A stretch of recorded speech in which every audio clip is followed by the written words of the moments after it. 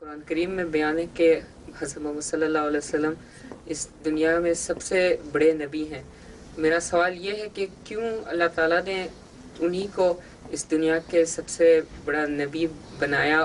کیا اور دوسرے دنیا میں اس ارتھ کے علاوہ کہیں اور کوئی انسان کو نہیں بنا کر محمد صلی اللہ علیہ وسلم کو ہی کس لیے انہوں نے بڑا نبی بنایا تھا؟ کسی کو تو بنانا تھا نا، بیٹھ جاؤ. ہیں؟ کسی کو بنانا تھا نا. جی کوئی اور ہوتا تم کہتے اس کو کیوں بنایا؟ جی جس طرح ارتقاء انسان پہلے کیا تھا، جی انسان کی زندگی کوئی چیز نہیں تھا نا، آہستہ آہستہ تھوڑی تھوڑی خصلت انسانی پیدا ہوتی رہیں، پھر دماغ ڈیولپ ہوا، پھر مزید ڈیولپ ہوا. اس طرح جس طرح انسان ڈیولپ ہوتا گیا، ایک آخر زمانہ ایک ایسا آیا جب وہ مذہب کو سمجھ سکتا تھا، اللہ کو پہچان سکتا تھا. جی تو اس وقت ایک نبی آیا، پھر اس میں مزید ڈیولپمنٹ ہوتی رہیں. آج جو زبان ہے، ہر ایک چیز الیکٹرانک ہے، تو اسی طرح مذہب کا بھی ارتقاء ہوا. ٹھیک ہے.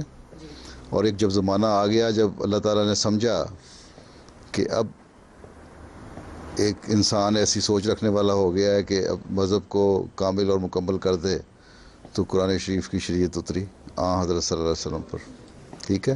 جی اور یہ تو تمام نبیوں کو پہلے ہی پتہ تھا کہ ایک زمانہ آئے گا جب اس طرح ہوگا. ٹھیک ہے.